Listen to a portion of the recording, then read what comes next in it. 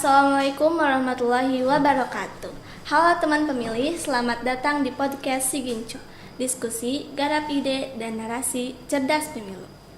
Tema podcast kali ini yaitu ajakan untuk tetap menjadi pemilih yang memanfaatkan peluang. Saya Raisa Andriani Nurpadilah, siswa PKL dari SMKN 1 Maja. Hari ini saya bersama Bapak Andi Insan Sidik, selaku Ketua Divisi Teknis Penyelenggara KPU Kabupaten Majalengka. Halo, selamat pagi Pak Andi, apa kabar? Selamat pagi Neng, alhamdulillah pagi ini yang cerah ini suasana kita sehat semua ya. Ya, alhamdulillah. Sebelum lanjut ke yang lain Pak, boleh untuk memperkenalkan diri kepada teman pemilih?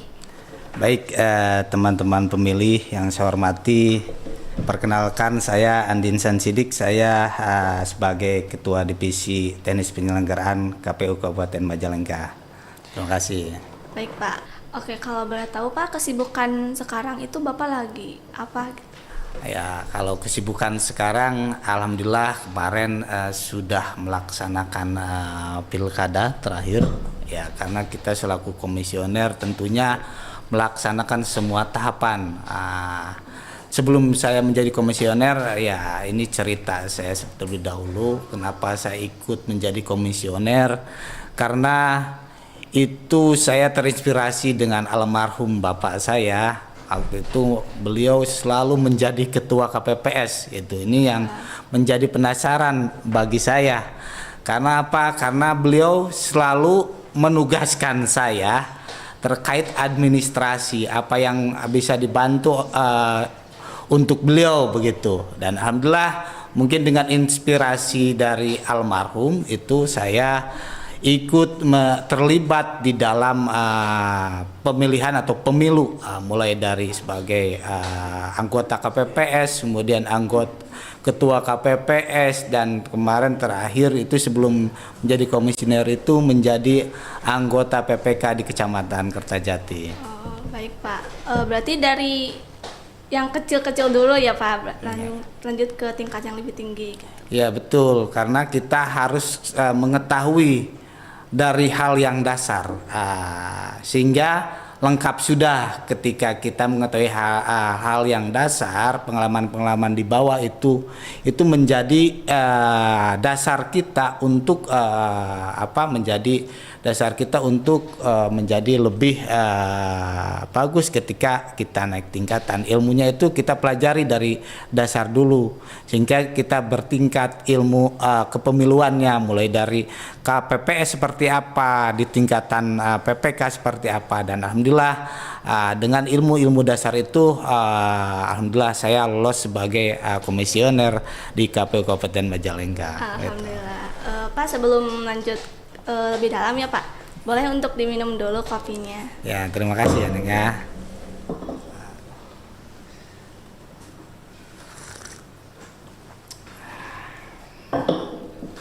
Luar biasa ini kopinya. Aduh. Ya, terima kasih ya. Iya, sama-sama Pak. Baik Pak, setelah pemilu kemarin tuh kan banyak ya masyarakat yang tidak menggunakan hak pilihnya. Nah, menurut Bapak, mengapa sih penting untuk menggunakan hak pilih? Ya, sebetulnya saya sangat menyayangkan, terutama di dalam pemilu maupun pilkada, ketika banyak masyarakat yang tidak menggunakan hak pilihnya. Kenapa? Karena hak pilih itu setiap warga negara itu menjadi hak asasi manusianya. Nah, dengan tidak menggunakan hak pilihnya itu tentu mereka sudah mengebiri hak asasi manusianya dengan sendirinya begitu. Selain itu pun hak pilih ini mereka dijamin sama Undang-Undang Dasar kita, Undang Dasar 1945 pada pasal 1 ayat 2 itu bahwa kedaulatan itu berada di tangan rakyat. Ini menjadi dasar bagi masyarakat atau warga negara untuk mengikuti hak pilihnya atau menyalurkan hak pilihnya. Selain itu juga bahwa jaminan yuridis juga ada di Undang-Undang Dasar tadi, pasal 1 ayat 2, pasal 9, pasal 16 maupun pasal 22, itu bahwa mereka dijamin hak pilihnya oleh Undang-Undang Dasar. Jadi begitu sangat pentingnya ketika hak itu ketika hak tadi hak untuk memilih ini, warga negara itu harus menggunakan hak pilihnya itu karena sudah dijamin tadi hak pilihnya itu. Gitu nih. Apa sih dampaknya kalau masyarakat banyak yang tidak menggunakan hak pilihnya, Pak? Oh ya, tentu ini sangat banyak sekali. Yang pertama itu di dalam demokrasi itu tentunya hal utama adalah pemilih. Tentunya dengan banyaknya masyarakat yang tidak menggunakan hak pilihnya, itu catatan demokrasinya itu tentunya berkurang. Karena apa? Karena salah satu sebagai berhasilnya demokrasi itu adalah tingkat partisipasi masyarakat dalam menggunakan hak pilihnya. Itu. Yang kedua tentunya di dalam keterpilihan pemimpin di dalam demokrasi itu tentunya akan berkurang dengan rendahnya tingkat partisipasi atau warga negara yang menggunakan hak pilihnya. Karena apa? Karena dengan rendahnya tingkat partisipasi yang menggunakan hak pilih warga negara itu berarti kepemimpinannya belum diakui oleh semua masyarakat begitu. Oke Pak, itu juga termasuk berdampak kepada pasangan calonnya gak sih Pak? Ya tentu ini berdampak kepada pasangan calon. Tentunya pasangan calon itu dirugikan juga termasuk dengan tidak memilihnya warga negara dalam pemilihan maupun pilkada itu ada dampak juga. Yang pertama itu tentu tadi itu dia mengebiri hak asasi manusianya sendiri ya, secara otomatis meskipun emang haknya ya sebetulnya haknya mau memilih atau tidak, tapi secara hak asasi manusia sudah mengebiri hak asasi manusianya itu. Yang kedua itu tentunya ini secara kenegaraan gini sudah menghamburkan biaya gitu ya, sudah menghamburkan biaya. Kenapa? Karena setiap warga negara yang sudah mempunyai hak pilih itu sudah dianggarkan. Jadi ketika ada masyarakat yang mempunyai hak pilih tidak memilih itu sudah menghamburkan anggaran negara, anggaran biaya negara gitu. Karena itu jadi tentunya dengan ikut sertaan dalam memilih warga negara ini tentu ini sangat merugikan begitu ya. Berarti satu suara itu sangat berarti ya Pak ya? Ya sangat berarti sekali karena satu suara itu menentukan masa depan bangsa. Betul. Satu orang saja tidak memilih ini bisa juga digunakan oleh oknum-oknum tertentu untuk memanipulasi terkait dengan suara yang diperoleh oleh calon-calon tertentu begitu. Jadi kalau masyarakat menggunakan hak pilihnya tentunya ini kegiatan-kegiatan yang negatif terkait kepemiluan ini maupun pilkada, adanya tadi manipulasi suara oleh oknum tertentu ini tidak akan terjadi. Oke. Gitu.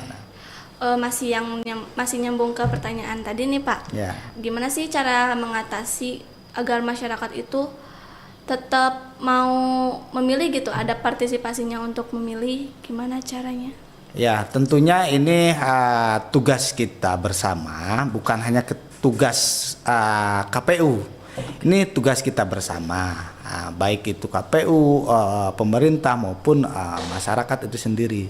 Karena tadi jaminan untuk memilih ini dijamin oleh Undang-Undang Dasar kita. Jadi yang pertama itu kita sosialisasikan kepada masyarakat bahwa pentingnya untuk memilih itu seperti apa. Yang kedua itu kita sampaikan lagi kepada masyarakat bahwa memilih ini merupakan hak asasi manusia mereka begitu untuk menggunakan hak pilihnya. Terus yang ketiga tentunya kita sampaikan juga yang tadi bahwa dengan menggunakan hak pilih kita tidak menghamburkan anggaran negara, gitu. Sehingga betul-betul mereka sadar bahwa dengan memilih mereka tidak menghamburkan uang negara juga. Mungkin karena mereka tidak tahu bahwa ketika seorang warga negara untuk dijamin hak pilihnya untuk memilih itu, mereka jarang yang tahu bahwa mereka itu dianggarkan oleh negara untuk penyelenggaraan pemilu maupun pilkada ini. Oke, Pak, apa sih yang Bapak lakukan untuk pemilu itu berjalan secara adil dan transparan? Ya, tentunya yang pertama saya sebagai komisioner itu yang pertama itu taati peraturan maupun perundang-undangan yang berlaku terkait dengan kepemiluan ini. Yang kedua itu hindari terkait dengan praktik money politik. Ini yang sangat meresahkan bagi masyarakat. Karena tentunya dengan praktik money politik ini cacatlah demokrasi kita. Itu selanjutnya tentu tadi yang saya katakan itu terkait dengan sosialisasi, gencarnya sosialisasi mulai dari masyarakat yang jarang tersentuh ataupun masyarakat umum, baik itu yang masih muda, Gen Z maupun yang usianya sudah lanjut, kita terus sosialisasi sehingga betul-betul pemilu ini dihasilkan pemilu yang adil dan transparan. Selanjutnya masyarakat juga ikut mengawasi. Selain adanya badan pengawas pemilu, tentunya masyarakat juga ikut berpartisipasi aktif di dalam pengawasan pemilu ini. Sehingga tentu rasa adil maupun rasa tanggung jawab itu kita tanggung bersama, gitu. Oke. Pak, apa sih pesan yang ingin Bapak sampaikan kepada teman pemilih supaya menggunakan hak pilihnya dengan baik? Tentunya yang pertama saya pesan kepada teman-teman pemilih itu kita harus sadar dengan hak asasi manusia kita. Dengan adanya hak asasi manusia yang dijamin oleh Undang-Undang Dasar maupun peraturan perundangan yang lainnya itu bahwa kita mempunyai hak untuk memilih. Itu tentunya dengan mempunyai hak pilih itu kita harus ikut serta berperan aktif. Contoh hal kecil itu kita ikut memilih masuk ke TPS itu. Dan minimal itu untuk diri pribadi. Syukur-syukur itu mengajak teman, mengajak keluarga maupun mengajak masyarakat yang lainnya. Itu supaya tanggung jawab sebagai pemilih itu terlaksanakan. Yang kedua, memilih cerdas. Tentunya ini teman-teman itu harus memilih dengan cerdas apabila dihadapkan dengan pemilihan, baik itu pemilihan di legislatif maupun di presiden maupun pemilihan pilkada. Tentunya kenali dulu calonnya seperti apa, track recordnya seperti apa, dengan bagaimana caranya, dengan mengumpulkan berbagai informasi. Sekarang apalagi dengan era digitalisasi ini, tentunya dengan era digitalisasi track record dari setiap calon itu bisa terekam dengan jelas, sehingga kawan-kawan pemilih ini bisa dengan cerdas memilih mana yang harus dia pilih sesuai dengan hati nuraninya, baik visinya maupun misinya yang sejalan dengan pemilih tersebut. Itu mungkin itu yang saya pesankan, ya. Oke, Pak.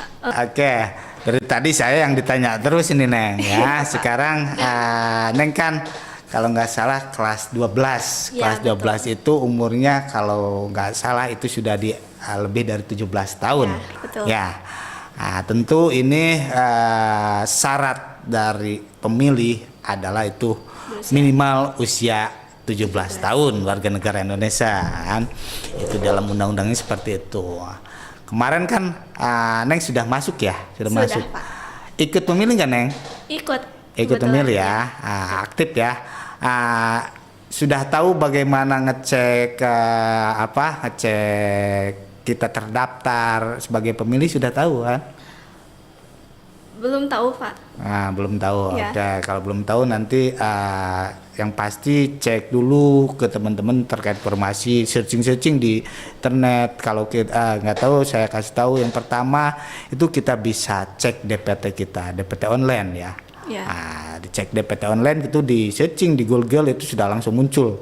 Nanti Neng itu bisa sebagai pemilih pemula itu bisa ngecek langsung, ataupun misalkan keluarga kita bisa cek gitu ya, karena pemilih pemula ini paling banyak Betul, banyak Pak. ini, makanya ini perlu pengetahuan juga buat teman-teman ya. Ya. Nah, itu ya. Oke, Pak. Bagaimana rasanya ketika Bapak menjadi pemilih pemula dulu? Ya, dulu saya milih itu kalau nggak salah pertama kali milih itu SMA kelas 2. Oke. Kelas 2. Waktu itu saya ada undangan ke rumah itu untuk milih, dan itu betul-betul kita itu buta karena kurangnya informasi, beda dengan anak-anak sekarang ya, teman-teman, Neng dan rekan-rekan yang lainnya itu kan, apalagi sekarang era digitalisasi betul-betul, selain informasi didapatkan melalui internet, sosialisasi sering dulu itu minim terkait sosialisasi itu, sehingga kita itu betul-betul memilih itu, saya itu memilih dengan ketokohannya seperti apa begitu, tokoh yang saya sukai misalkan itu. Iya. Dulu tuh kayak gitu, sehingga kalau dulu itu apalagi ini DPD gitu ya, DPD kan ada foto tuh dulu, Ya. foto. Jadi kita tuh karena sering nonton TV saja, jadi ketika menjadi pemilih pemula itu, ketika masuk TPS aja kita agak deg-degan. Bagaimana cara membuka surat suara kan gitu ya, Ya, surat betul. suara, cara nyoblosnya, terus coblosan yang kita enggak yang menjadi suara sah gitu ya. Kita tuh betul-betul tanpa ada sosialisasi itu. Kalau dulu seperti itu karena minimnya sosialisasi itu kan. Sekarang dengan era digitalisasi ini lebih mudah gitu. Kalau saya merasakan itu, betul merasakan kurangnya informasi. Mungkin informasinya cuma dari TV ya, Pak? Ya, dari TV, bahwa itu pun hanya pelaksanaan, bukan bagaimana cara mencoblos yang sah begitu ya, datang ke TPS itu jam berapa gitu. Hampir saja dulu juga saya kesiangan gitu kan, karena emang terbatas kan waktu, sama saja sampai jam 1 kan itu.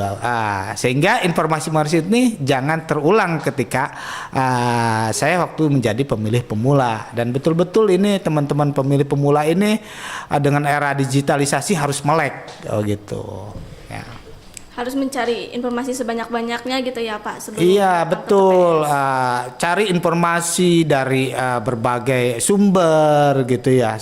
Sekarang eranya mudah gitu ya. So, hampir setiap rumah, hampir setiap anak-anak SMA atau anak-anak pemilih pemula itu sudah mempunyai HP gadget kan, gitu. Kalau dulu mana ada kan kita itu, sehingga informasi itu banyak ditemukan kalau era-era sekarang gitu. Oke, baik, Pak. Mungkin kesimpulan podcast hari ini, yang pertama itu, jika teman pemilih atau masyarakat tidak menggunakan hak pilih, itu sangat merugikan kenegaraan karena sudah menghamburkan biaya dan bisa digunakan oleh oknum tertentu. Selanjutnya, jadilah pemilih yang cerdas dan aktif dengan mengumpulkan informasi sebanyak-banyaknya. Dan pesan yang disampaikan oleh Bapak yaitu kita harus sadar pada hak asasi manusia, bahwa kita punya hak untuk memilih dan harus berperan aktif ketika datang ke TPS. Begitu, Pak. Terima kasih kepada Bapak Andi sudah menyempatkan waktunya pada podcast kali ini. Dan terima kasih juga kepada teman pemilih. Jangan lupa like, comment, and subscribe channel YouTube KPU Majalengka. Dan jangan lupa juga ikuti semua sosial media KPU Majalengka. Sampai ketemu di podcast selanjutnya. See you. Wassalamualaikum warahmatullahi wabarakatuh.